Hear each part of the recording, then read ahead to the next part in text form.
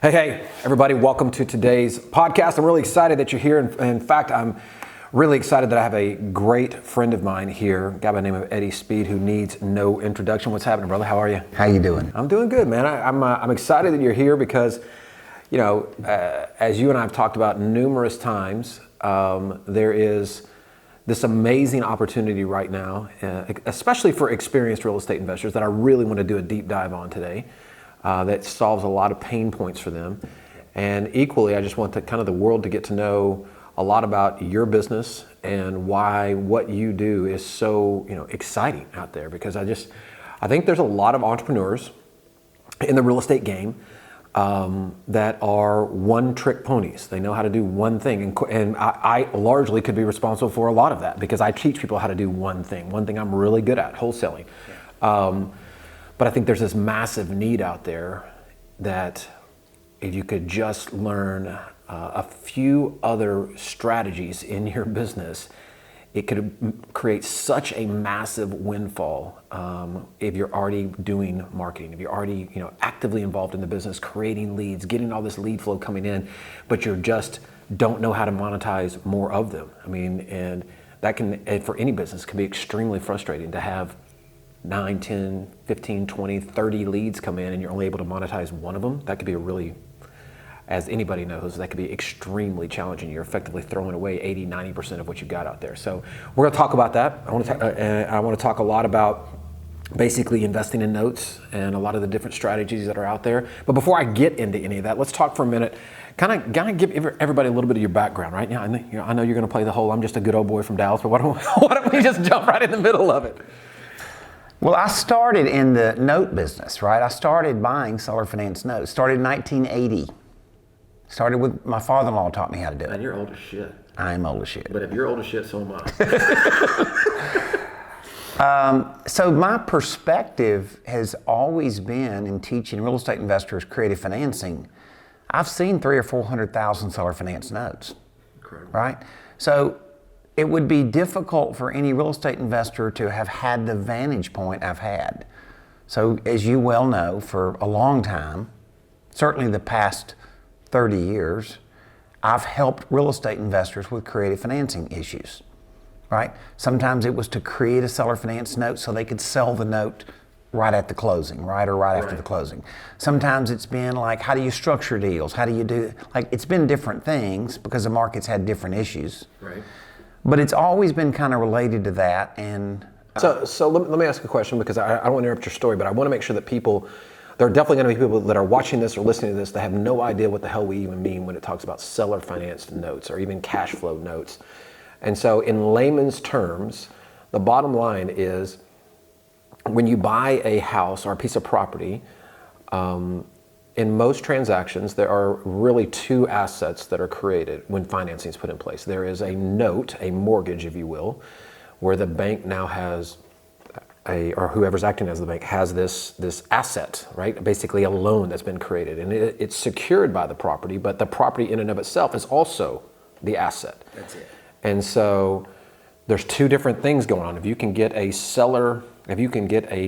want to act like the bank and put the mortgage in place, you can literally sell that mortgage and anybody that's ever had a mortgage on your house knows that this is true, because if you had a mortgage for longer than 90 days, you've seen, we just sold your note, and then we just sold it again, and then we just sold it to another bank, and another bank, and another bank.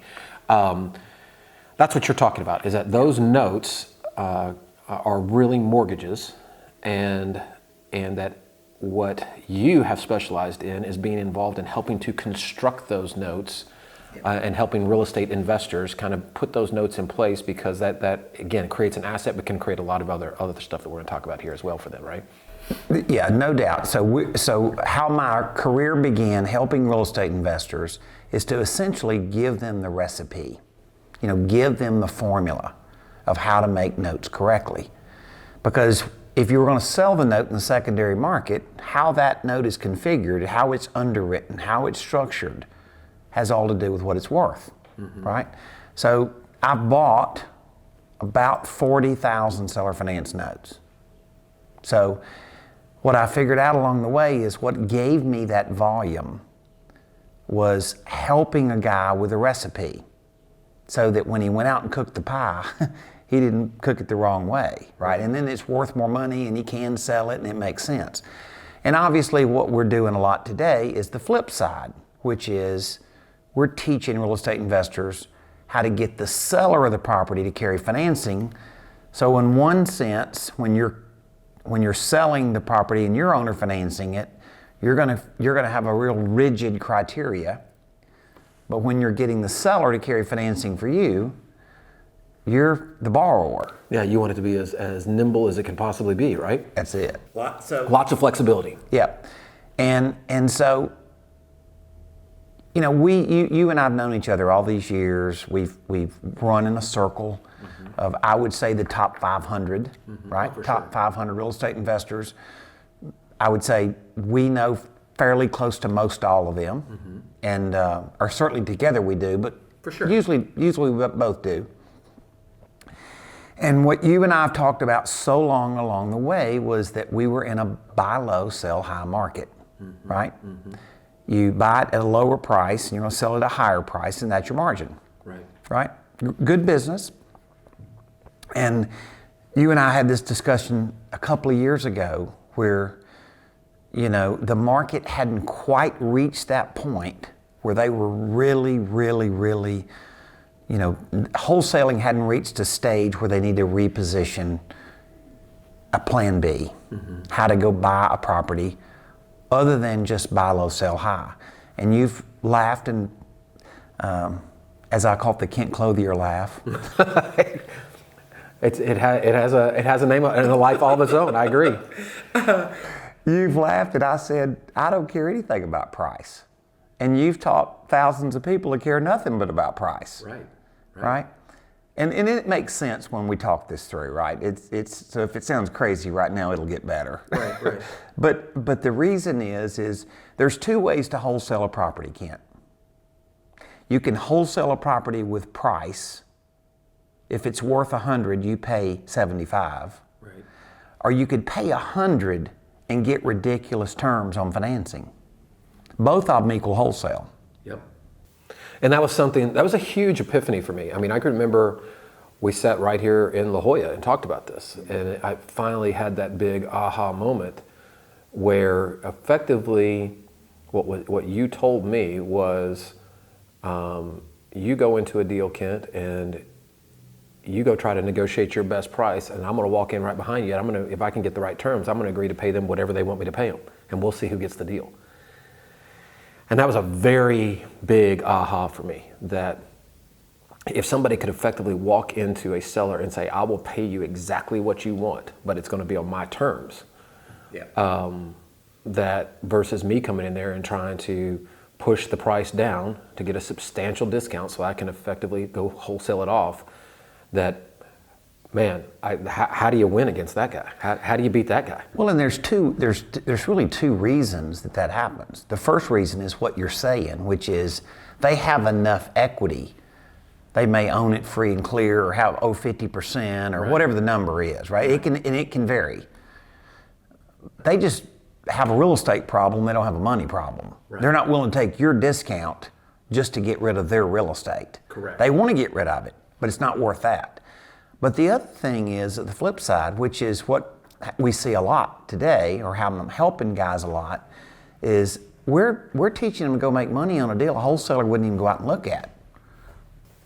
Yeah, I mean, in fact, they wouldn't even get in the room because they would have discounted it in the office and never even got in the car to go take a look. They owe 90% of what it's worth. The wholesaler says there's no point in me driving out there and looking at it. The lender's not going to take a discounted payoff. Right?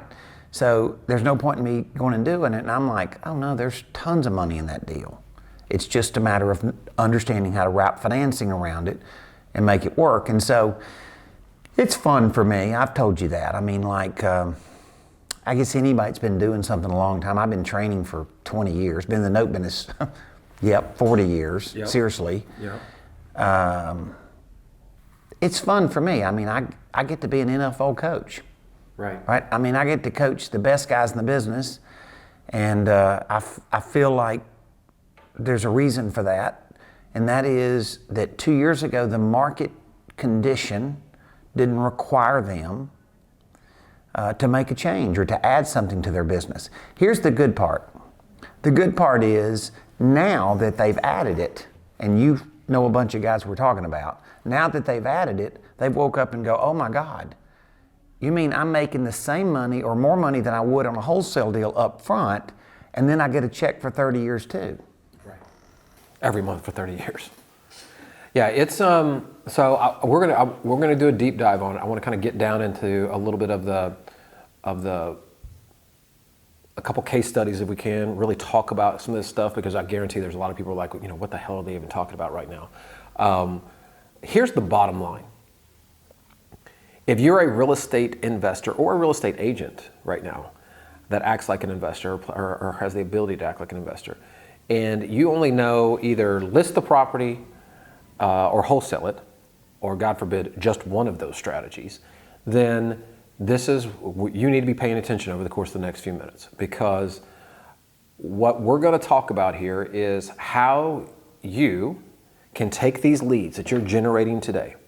Because if you're serious about business, we clearly know that you should be generating leads on a regular basis. You're investing money, and you're investing $5, $10, $15, $20, $30, $100,000 a month, sending postcards, direct mail, ringless voicemail, cold calling. I don't care what it is. You're investing money to be able to create leads that ultimately you can monetize. Well, this is what Eddie and I have talked about a lot. You and I have actually talked about a lot, is that it takes, in most cases, it takes 20 leads to convert one deal. So you're throwing away 95% of what you spent money on, right? Your conversion at 5%, you're throwing away 95%. You may do some nurture campaigns, follow up some stuff if you're a really good business person, and you may get another 5% out of it. But if you just learn one thing here over the course of the next few minutes and open up to how you could potentially walk into these razor thin deals like what you're talking about, no equity, no situation, I wouldn't even go out to go look at that kind of deal. If you just had the tools to go turn that into money, effectively one out of those other 19, what impact does that have on your business? And I say that rhetorically because the answer is it would just double it.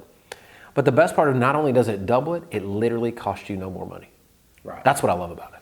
Well, I mean, you've already spent the money. You've already spent it. You're getting the juice out of the lemon. Yeah, you already. Yeah, that's a great analogy, right? You've already bought the lemon. You've already cut it open. You've already squeezed one side of it. You're not squeezing the other side. And now all of a sudden it's like, oh wow, I can actually get. There's multiple bites here. I can actually do this. That's what gets me really excited about it, because a lot of times when people hear about a new strategy, a new whatever it is, the very first thing that runs through their mind is, man, this is a whole nother side of the business. I'm going to invest. I have to invest a whole lot more money. I got it. And literally none of that is true here. You've already figured it out. You've already got the leads coming in. What you need to do is go invest a little bit of time, effort, and energy just learning how to do a better job of converting the deal. And what surprises people, I see this over and over and over, is they have no perspective of how much they think they're giving up. They think they're giving up all their profit for future payments. Mm-hmm. They don't perceive they can make profit today. Mm-hmm. They think, well, I'm going to make nothing today, and it's great that Eddie shows me how to get cash flow, but I'm giving up all my wholesale income. It's farthest from the truth, right? There are deals that you may not make any money today, because a guy may wake up, Kent, and say, I just want to buy where the seller carries terms for me, terms a bank would never agree to, mm-hmm. and I just want to acquire a rental portfolio. Mm-hmm. Well, there's nothing wrong with that, mm-hmm. right?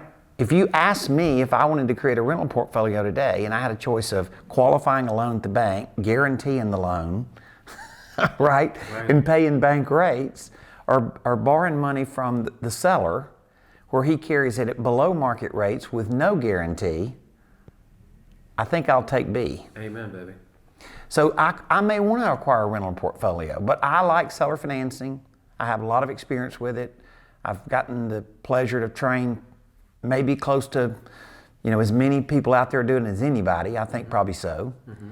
And as a result of that, what I have found is that you can do every bit of this and still make essentially very close to or more the wholesale profit up front plus Get monthly payments, and close a deal you wouldn't have closed otherwise. All right, so let's kind of get down in the weeds. I want to talk about very specific deal. I don't care which case study you take us through, but I want to kind of put it in practical terms for people. And again, the idea here is that if you are an experienced agent or real estate investor and you're investing money to create leads, what I hope you get out of this over the course of the next few minutes is that here is a way to take what would clearly be classified as either a dead lead or just a non-starter, and turn it into money and real money. So let's just talk about a really good scenario here, how this has worked out. All right, well, I was telling you about a case study before we started, and this is a good one to start because it doesn't have a lot of wrinkles to it. Okay. Let's talk about some key principles. Okay. The biggest struggle that a real estate investor has today is the fact that there's so many people entering the business. The competition is just getting worse and worse and worse. iBuyers are coming in, lots more investors are being pushed out every day. So it's just a whole new world that real estate investors deal in. This asset that we're talking about, this house that you're going to buy and structure financing on, you have no competition. Because the buy low, sell high guys will never ride out and look at it. They won't walk away. They'll just never even get in. They won't even enter the game. So you laugh and you hear these stories every day about a guys meeting each other on the sidewalk. Mm-hmm. One wholesaler going in and one wholesaler coming out, kind of thing. You hear these stories. Mm-hmm. You're not going to see the other guy on the sidewalk, right? So here's a deal that this was a house in Phoenix. It was worth between $330 and up to $340. Okay. Okay. So you can't nail it to the nickel, right? And they owed $303.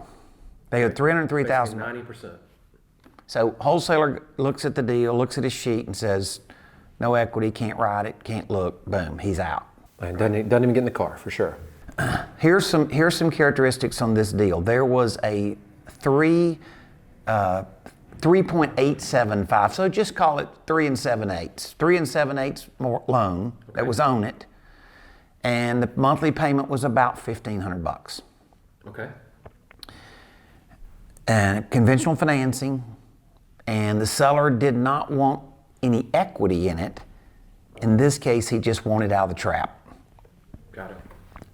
Life situation, need to move, that kind of thing. So you could, if the numbers were different, the seller was different, you could adjust it. But this is this story on this deal, right? So the real estate investor, one of my guys, goes out there, makes a deal, and says, "Okay, here's what I'm going to do. I'm going to show you how to configure financing, and then I'm later going to take over the financing you structure." Right? So he had the seller of the property seller finance it, but it was a wrap. Okay. Okay? And the way he papered it was he used a vehicle called a land contract. Now you could paper it different ways. The reason he did that is because with a land contract you weren't technically filing a deed. Got it. Right? Which Yep, I got it. is for conventional lending, that's everybody understands the power in that. So it was structured as a seller finance land contract.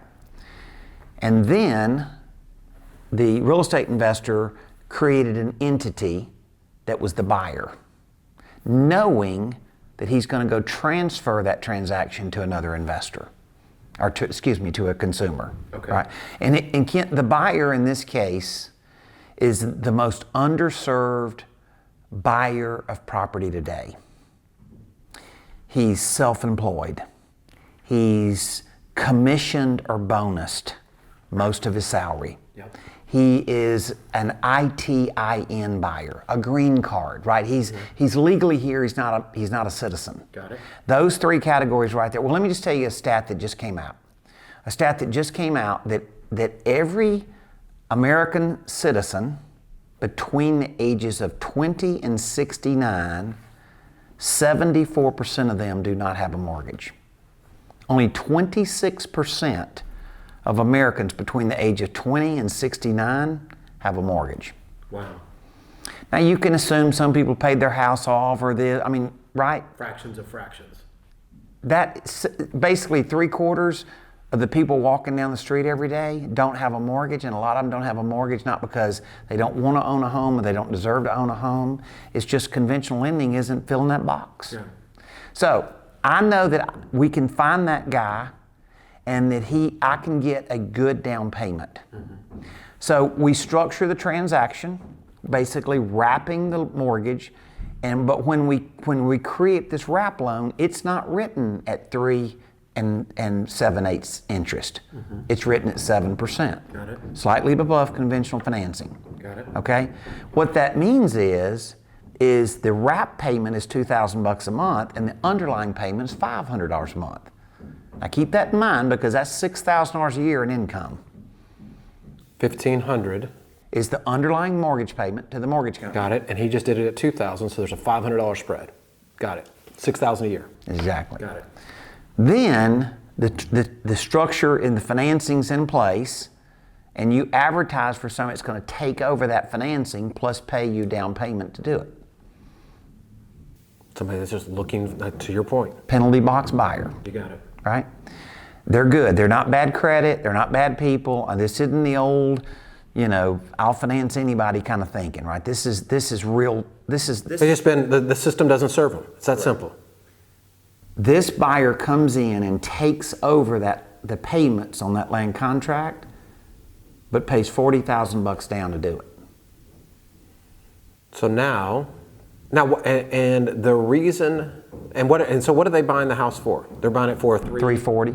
$340. So basically paying market. They're not paying over market. Yep. They're effectively putting a $40,000 down payment down. So now their mortgage is at $300,000. Yep. $300,000 at a 7%, I think is what you said, mortgage. Yep, $2,000 a month. $2,000 a month. They can't rent it that cheap, Right? right? And you're making $500 a month spread and arbitraging the mortgage, and you just made $40,000 on the down payment. So I enter the relationship as the buyer of the property. I transfer my agreement over to the new buyer. And then I already have in place to take an assignment of the seller's land contract. Okay, so just to reiterate, we're now at a deal that was literally a deal you would walk away from, where there was no opportunity, to a deal that is now where seller financing has been put in place, a $40,000 down payment is coming in, and to the real estate investor. And a $500 spread every month is now being created to the real estate investor. So clearly in the first year alone, this makes $46,000. That's right. Right? And let me reiterate this, okay?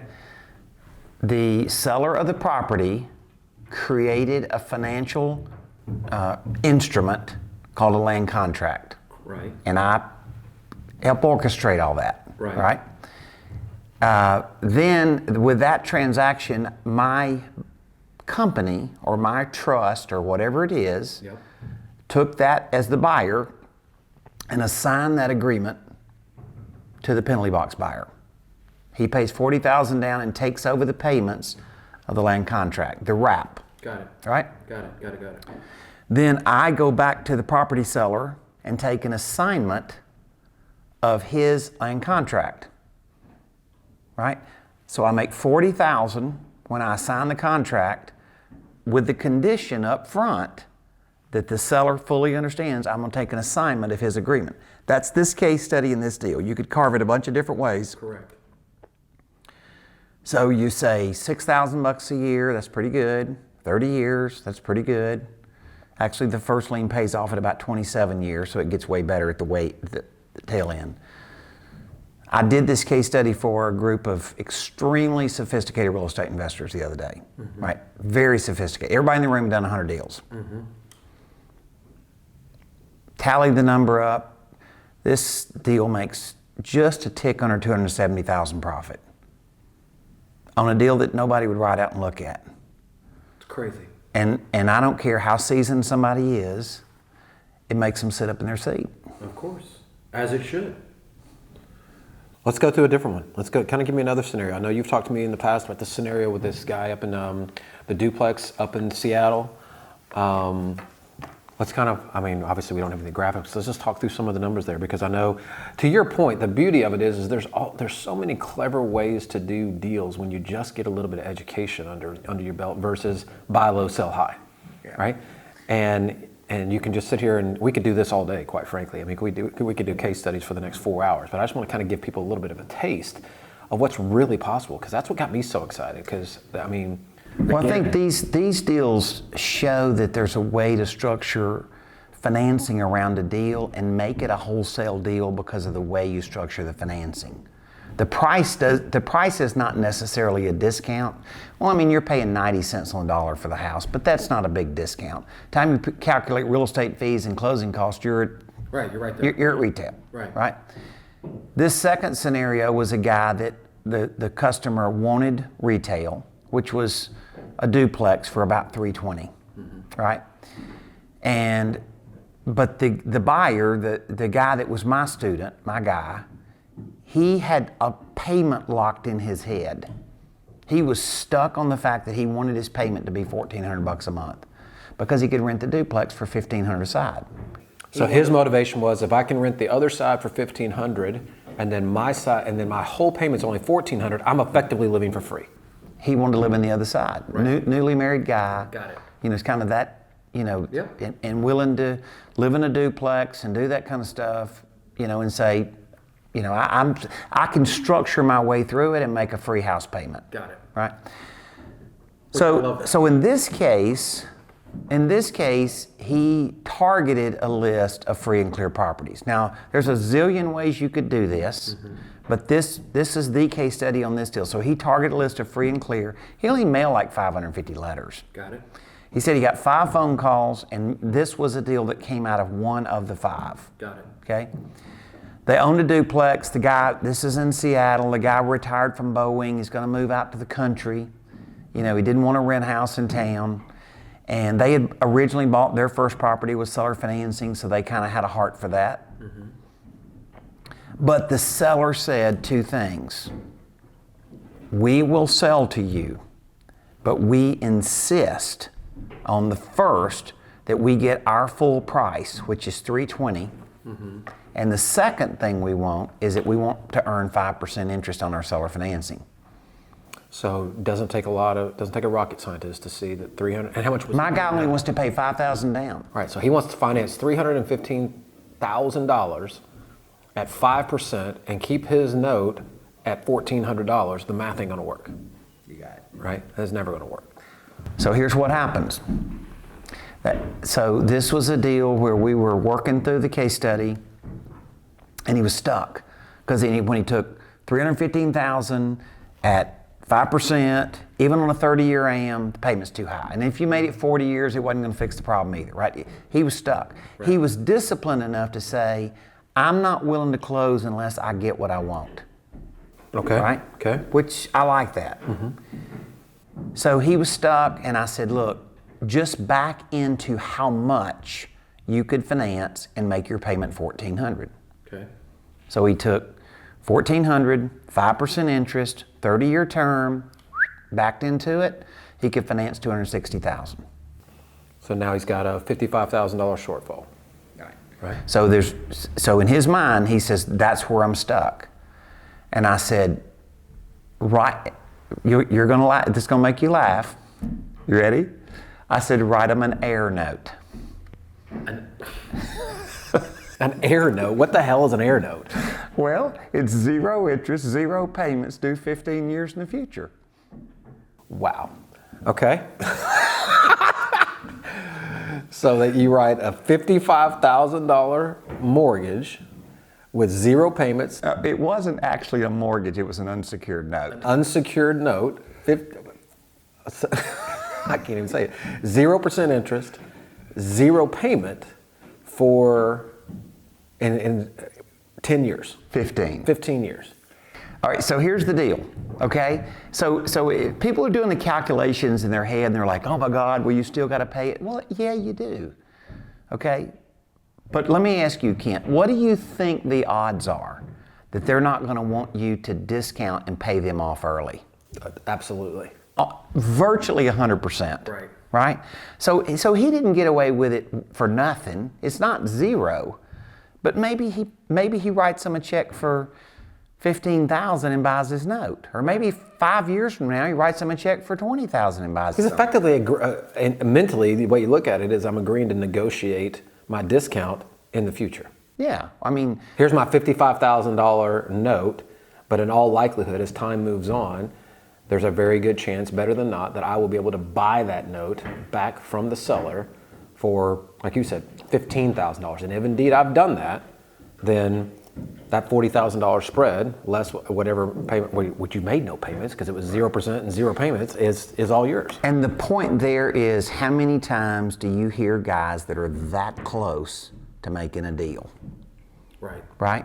They're not 50% apart, they're 15% apart, they're 10% apart, right? So that's another strategy of creative financing that gets you over that barrier. So when you walk into a deal, do you always, when you walk into any kind of negotiation, you work with all these guys at the highest levels, in Europe, is there always a deal there?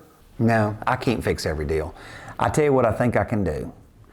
I think I can take if you use your number, the 20 deals, 20 offers, or 20 scenarios that gets to one closing, there's 19 no's. Right. In the middle of that, I think there's 6 or 8 real possibilities to structure some solid financing. That's shocking, right? So basically you're looking at, instead of 1 out of 20, you're looking at 9 out of 20 or 7 out of 20. Yeah. I mean, it only, again, grows your business by 700% or 900%. And let me tell you what happens. You know, when you're buying property at a discount, you typically are not buying the best quality property, right? You're not buying the best neighborhood. It's beat up, something, I mean, that's how you negotiate. It's bruised, right? That's how you negotiate the discount. Okay, what happens in this scenario is the grade of the property you're buying, the quality of the property, the quality of the neighborhood, the quality of the people that would ultimately live in the house goes way up. So these people, when you're sitting down with a seller, I'm gonna guess, and please just jump in, but I'm gonna guess that in most of the cases, they have no idea how to put together seller finance. They don't even know what it is, right? They're not coming to The seller of the property? the seller, right? No, they would never think of it. Bringing this solution and say, this is how you would do this. This is how you get your price, right? That you clearly want. Because is that the big motivation for them, for a lot of these types of deals? They're stuck on a price. They want that price, right? Sometimes they want to avoid taxes. Well, if I can get somebody that's worried about paying income tax on the gain, we got us a deal. Right. Because obviously they're going to pay the taxes over time, and I can pencil it out. And I'm not going to give them tax advice, but clearly they're going to pay way less taxes. So sometimes it becomes a motivation. So if somebody's stuck on price, or they're basically are they leery of the taxable gain, and so those are two. Or they don't know what to do with that much money. All right, so those are situations you're looking out for. When those types of scenarios, they're stuck on the price, or that kind of, again, the taxable gain, those are things that make your ears perk up. No doubt. Got it. I mean, that becomes their motivation. You know, if you take real estate investors, the guys that you and I have hung out with, as smart as they are, and when they do a head spin because you say, I ignore price, right? If that's a little hard for them to initially embrace, think how hard it would be for the seller to understand the distinction of it. Because everybody's drunk on what the HUD-1 closing statement says. They're drunk on price. And, you know, so if you can get a seller that is that focused on it, and once again, nobody else is coming and solving their problem, right? It's not like your competition goes in there and solves their problem. They have a problem that is not being solved. And so you're walking in effectively saying, okay, I'll give you the price. But if I'm going to give you the price, it's going to be on my terms. And let's talk about what that starts to look like. And I know there's an entire process, but that's effectively how it gets going. I refer to it as dictating the terms. Yep. You get your price, I get to dictate the terms. Now let me remind you of this. So far, we've talked about interest rate and down payment. Okay? That's 2 of 50 things I may could negotiate. So let me tell you one more story. Sure. I got a guy, you know this guy. Okay. He lives in Atlanta. He bought 14 rental houses, Okay. okay, on terms. As a package. As a package. Okay, got it. Typical deal, somebody, retiring landlord kind of thing, bought 14 houses. He paid $50,000 down. Okay. But at the closing, they released 2 of the houses. It wasn't part of the mortgage. Okay. He sells those houses for $150,000. Wow. Now, and his debt service on the remaining houses is like 2% interest. Wow. Okay? So that is another term, is that a lender wouldn't have done that, right? A bank or hard money lender, nope, they wouldn't have done that. But that doesn't mean a seller won't do it. And he told me, and he told me this in the last week. He said that in a million years, I wouldn't have thought to offer it. And he said, when I offered it, he said, I was thinking to myself, I was wondering what the odds are they would accept it. And he said, they never blinked an eye. He said, because they focused on the $50,000 they wanted at the closing, and they weren't worried about thinking about it like a traditional bank. So the seller released 2 properties from the seller financing note, right? So they're not secured, they're not tied up. They're basically free and clear now to the buyer, effectively. Which he flipped them. And then he flips them for $150,000. Yeah. Wow. And is that the substitution of collateral or the release of collateral? It's a release of What you collateral. would be Yeah, negotiating? substitution is another issue, right? If you get super cheap financing, you go move that loan from the original property you bought, you move their loan to another property, which you can do too. But this was just The release of collateral. so here's what I told him. I said, well, look, here's how. Now, look, I want to ask a question real quick. Yeah. So why would they do that? Because so his reason for asking is obvious, but if I have 14 properties and I don't want these to, was it because his $50,000 was enough incentive that they didn't think that was worth? Kent, you're a sophisticated guy. You've been in real estate. You've been involved in lending. You've been involved with professional lenders forever. You think like a lender. Mm-hmm. That's illogical to you. Mm-hmm. Okay? I have seen 300,000 or 400,000 seller finance notes. Mm-hmm. I know what's logical to them. It's crazy. It's just, if you've never seen it, you wouldn't think. Well, it's the same reason when I go out there and I tell people that we were able to buy houses for 60 cents on the dollar. They're like, who in the hell would actually do that? And I'm like, well, it only happens thousands of times every single month, right? I get it. I'm almost talking to myself here. The sellers, for one reason or another, focus on different things. So, no, I get it. I understand the point. It's crazy. It's fascinating that actually happens, but I clearly know it happens every day. Yeah. Wow. So, price. We've talked about interest rate. We've talked about terms. We've talked about substitution of collateral, release of collateral. What are some of the other things that people? Well, I think just look at big picture for a minute. What if I told you, Kent, you can get a $100 million loan that you don't have to qualify for and you don't have to guarantee, and you'll never pay conventional mortgage rates? Would you sign? Yeah. Okay, that's what you're doing. Yeah. You're No personal guarantee, no conventional rates, $100 million worth of buying power, if not more.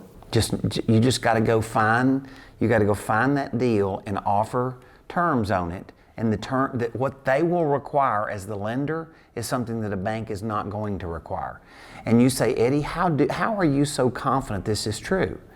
Let me tell you something. We price around 2,500 individual seller finance notes a year. We're in the note buying business, right? We price that many notes. Mm-hmm. So we keep a lot of analytics on those notes. 1/3 of the notes we price are written at 3% interest or less. Wow. Okay? 1/3 of the notes we price, the customer paid $0 to $5,000 down. I know what they're willing to do. Yeah. You just have to know what to offer. Right. That's awesome. They're willing to do things that in your mind, you're thinking, well, I wouldn't be willing to do that. I get that. I wouldn't either. But I have learned that there's a whole audience out there that's completely acceptable to them because they're getting the price they want. All right, so I want to kind of shift gears. So people that come into your world, real estate investors that are trying to learn this as a skill out of the gate. And again, I would argue that what you're teaching is much more valuable to the experienced real estate investor than it ever would be to the newbie. I know both come at you, but I think that the experienced real estate investor that is creating deals, or the agent that's creating deals and opportunities and leads, and this being another strategy that they can implement to monetize more, to me that's like a sweet spot. Right. So when that person walks through the door and they want Eddie Speed and Note School to train them, what are the things they struggle with the most when they first come in? What are the things you see them, the hiccups they experience? They have these thoughts in their mind. You know, it's like the first thing when we started this thing today, and somebody clicks in and they're listening, and all of a sudden this guy says, "I laugh at price," right? I don't regard price. Now that's not always true, right? If I'm not going to get a discount price, then I'm going to get discount terms. Mm-hmm. So I'm looking for discount, just not through the same lens that everybody else is looking at it, right? If somebody starts out and can clear their mind, like Kent, let me give you some fairly easy math, okay? If I borrowed money at 6% interest on 30 years, I could borrow $170,000. Okay. And make and at 6%, my payment's about $1,000, mm-hmm. right? Mm-hmm. I could borrow $360,000 at 0% interest on 30 years, and my payment is $1,000. It's that crazy. Right. Taking the interest out of a deal makes the amount you could finance that crazy difference. I could pay this effectively the same price per month. A little over double. Yeah. Right? 160, 320, and you're saying it's 360? Yeah, of course. I love that. So I'm gonna say it back to you.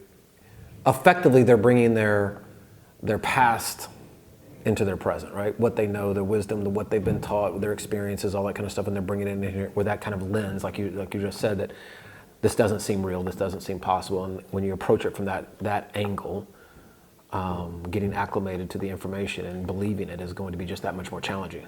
Yeah, and here's the thing about it. We start out talking about kind of the cycle in the market. It is because of the cheek in the armor right now of the wholesaling business, mm-hmm. right? That these guys that do so much business are now coming to us and saying, okay, now we need to change it because our conversions are going down and our profits going down per closed transaction. Mm-hmm. We're making more offers to buy one deal, and we're making less profit on the one deal we're closing, right? Right. What now is happening to them is adding this strategy to their business. They're like, oh my God, I made $40,000 on a house I wouldn't even ride out to look at, and I wouldn't have made $40,000 if I'd have wholesaled it, even if they wouldn't have owed so much money. Right. Right? Plus, I get a cash flow. And let me tell you about that cash flow. It may not seem significant to these guys at the moment, but let something happen in the market, and you're sitting there collecting money every month, and you're in a position where you can take advantage of a market change, not have a market change take advantage of you. Oh, and it's coming. It ain't a matter of if it's coming, baby. It's just a matter of when, but it's definitely coming. We've been at this game way too long to not realize clearly that it's the shift and the change and the breakdown is definitely coming. It may not be as severe as the last one, but regardless. And people say, well, this is something new I've got to learn. And I'm like, yes. Sometimes when you do something that will make you an extreme amount of money, it's going to require you to stop and take pause. Mm-hmm. Right? Mm-hmm. The issue becomes, is it worth figuring out? And the answer is, to me, I just see the guys that have come into the market and that we're helping in this space that have added this to their business, and I see their reaction to it. Mm-hmm. And a lot of them have come from you, mm-hmm. right? Right out of our mastermind, yep. And they're like, holy smokes. And I mean, they're like, has it always been this way? And I'm like, well, yeah, it has. And they said, well, how come people weren't doing it? And I'm saying, because we were in a cycle where you could be 60% efficient and still kill it. Fat and lazy. The market allowed it to happen, right? And so the really good investors, I mean, I hope everybody that's watching this or listening to this, there's a couple lessons here. Number one is that if you're actually in the real estate game, you have to have this. And we have now been an active proponent of this strategy for the better part of the last year with you. And I know that this is, if anybody in my tribe follows me and listens to to the guidance that I try to give them as it relates to wholesaling, then they've clearly heard me, and if they haven't, they're hearing me now, that this is a must. This is not a I think this would be cool. This is a must-have. And because if you don't, again, your days are numbered. You're only a one-trick pony, and one-trick ponies get taken out when it comes to this business. Equally, I think there's a really big valuable lesson here that it seems like has been taught over and over and over and over again, and yet here we are, and it's about to be taught to a lot of people again. When companies, large or small, get caught sleeping at the wheel, they get run over. Yeah. And you go look at Blockbuster talking about Netflix like it was it was never going to happen, or Kmart and talking about Walmart, or all the bookstores talking about how Amazon would never make it. And you do not have to look very far or hard for example after example after example of people being cocky and arrogant at every level of business and thinking that they were never at risk. And I'm telling you now, you're at risk. So when people come to you, I was asking a question earlier, when people come out and they hire you, let's talk about that for 1 minute, because I know that you're doing these events all over the country on a very regular basis. You got people that are coming out. I know you kind of got the road show going on here, right? The Eddie Speed World Tour going on. When people come out and spend 2 or 3 days with you guys, kind of what takes place there? I'm guessing it's not a pitch fest. It's not anything like that. It's a hardcore, legitimate workshop where people are learning hands-on how to do this kind of stuff, right? I know we're attending one here in the fall, I believe, late summer. But talk to me for just a second, right? So people get some idea of what happens when they come into this little event with you guys. Best way to teach people is case studies. Mm-hmm. So we just take case studies and we show the numbers. Mm-hmm. And then we can play a little what if, like what if it weren't this? What if the customer wouldn't sell it with getting no money for selling their house, just take over the debt? What if it was this, or what if it's that? And then we can start adding to it, and it gives you a little more sense of how to maneuver through deals that you're going to come across, right? And, in all fairness, I get the joy of teaching people, smart real estate investors, savvy real estate investors, but I get to show them some dimension of the business they've never seen before. Yeah. And I have worked hard, and my team has worked hard at explaining it in an understandable way. You can be taught some financial modeling by somebody that's smart but confusing. Oh, we've all been there, for sure. But my mission is that somebody learns this in a strategy that's definitely smart, and they actually learn how to go execute it. They can see it.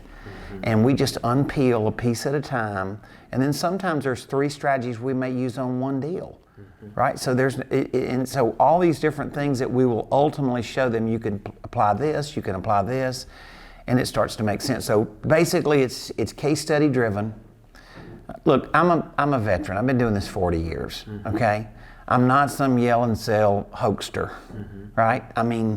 We want to show people what we've learned and show people that are doing it and actively do it and what that looks like. And let me say this. The real estate investor that has an unbelievable conversion rate and is closing 1 out of 5 deals, he probably doesn't need to add this to his business. Right. If you're not closing 1 in 5 and you're closing 1 in 10 or you're closing 1 in 20, I'm going to challenge you. I'll promise you that you are not getting the juice out of the lemon that is possible. The question is do you want that juice? I love that. All right, so here's what I'm going to do, because this has been awesome. I love talking about this kind of stuff. I definitely want you to come back and we'll do it again. But all the contact information, I'll make sure that we put a link, on the video, out there on the podcast. We'll include it in the show notes and talk about, one, how to get in touch with you on Facebook, on Instagram, on Note School's website, and even put a link in there where the workshops are as well. That way, if anybody wants to get signed up and come out and spend some time with you. I know you got a bunch of cool stuff that you want to share. Is that cool? That's good. All right, brother. I really appreciate you doing this today. This has been awesome, guys. This has been Eddie Speed, man. He's killing the game, and like you just said, he's out there, working with the most elite real estate investors in the country right now, and taking that kind of mentality, that kind of brain power in a room, and then blowing their minds and making them stand up and pay attention and showing them ways they can be doing things that, when you get right down to it, kind of having that same epiphany that I had. This isn't like you're breaking them out and showing them, how to go out and sell insurance or anything else. This is actually very, you're speaking their language. If you know how to do deals, then this is all going to make sense to you. It's just a matter of knowing how to do deals a little more creatively than you've ever done them before. That's what makes it really exciting. This is not a monumental undertaking to go learn this stuff. This is just little pivots that could turn into hundreds and hundreds of thousands of dollars, if not millions. And so, dude, I really appreciate what you're doing. I really appreciate you letting me be a part of it. We brainstormed on this for a long, long time, and then shame on me that it took me so long to get it. But once I got it, baby, I got it. Once I got it, I got it. And I'm excited that it's already started to come this far, and this message is resonating the way it is, man. It makes me really excited that we were right here. So I appreciate you, brother. All right. All right, we'll talk soon. See you soon. See you.